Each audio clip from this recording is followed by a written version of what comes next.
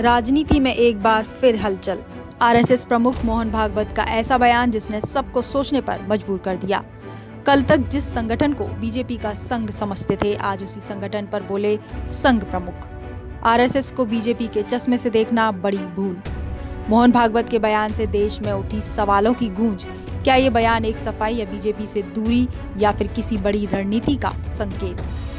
दरअसल 2 जनवरी को आरएसएस प्रमुख मोहन भागवत भोपाल में आयोजित संघ की शताब्दी से जुड़े कार्यक्रम में हिस्सा लेने पहुंचे थे। इसी दौरान उन्होंने कार्यक्रम को संबोधित करते समय कहा कि संगठन को किसी भी राजनीतिक पार्टी, खासकर बीजेपी के नजरिए से देखना एक बड़ी गलती है।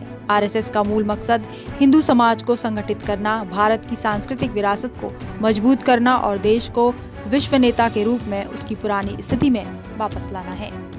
इससे पहले भी मोहन भागवत कई बार संदेश दे चुके हैं कि आरएसएस ना किसी सत्ता का भूखा है, ना ही राजनीति का। कोलकाता में भी एक कार्यक्रम के दौरान ऐसे ही संदेश से कार्यक्रम को संबोधित किया। संघ के स्वयंसेवक आज विभिन्न संगठनों में काम कर रहे हैं, तो कुछ लोग पॉलिटिक्स में भी है और सत्ता में भी है।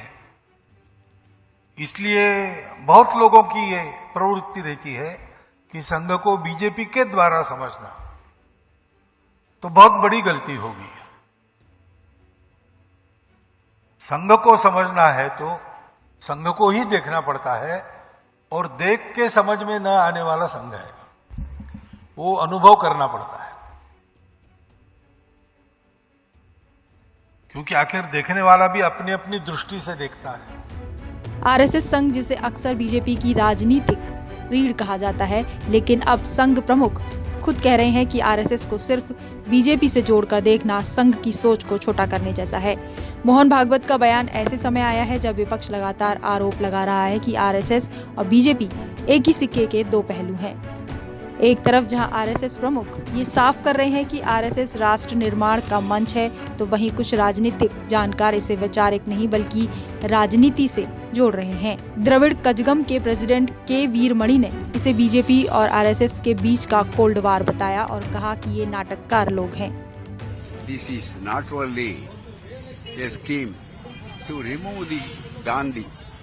Gandhi could not be removed from the hearts of the people, number one.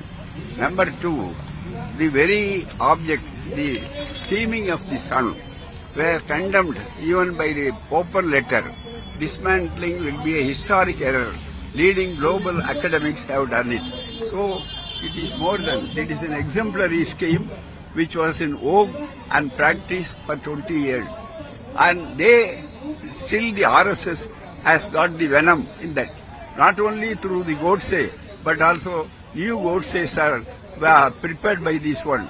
So the democracy and democratic people and the next election of 26 will be a fitting answer for that. Thank you. Sir, recently, sir, RSS leader Mohan Bhagat said that RSS ideology should not be viewed from the lens of BJP. Okay, that is a dramatic people. That is a local cold war between RSS leadership and BJP leadership. That's all. बता दें कि मोहन भागवत का यह बयान लोगों की धारणाओं को गलत साबित करने वाला साबित हो रहा है, जो कि अब तक समझते थे कि बीजेपी आरएसएस का हिस्सा है। मोहन भागवत ने इतिहास के जरिए संघ को समझाने की कोशिश की। नेताजी सुभाष चंद्र के निधन के बाद समाज को सुधारने का जिम्मा राजा राम मोहन राय ने उठाया, जो कि अब तक नहीं रुका है। इसी प्रक्रिया का हिस्सा है आरएसएस, जो कि समुद्र के बीच एक द्वीप के समान है, जो लहरों में भी स्थिर है। आरएसएस समाज को आंतरिक रूप से मजबूत करने का काम कर रहा है। संघ के संस्थापक डॉक्टर केशव बलिराम हेडगेवार का उदाहरण देते हुए अपने जीवन का उद्देश्य देश की सेवा को समर्पित बताया। भारत के पास महान विरासत है और अब समय है कि देश को वैश्विक बनाने के लिए तैयार करे।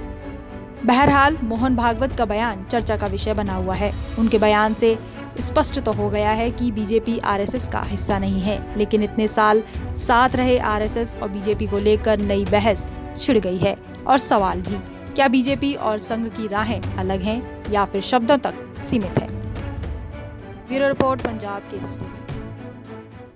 हमसे जुड़े रहने के लिए हमारे YouTube चैनल को सब्सक्राइब करें और नई वीडियो की नोटिफिकेशन के लिए बेल आइकॉन को दबाएं।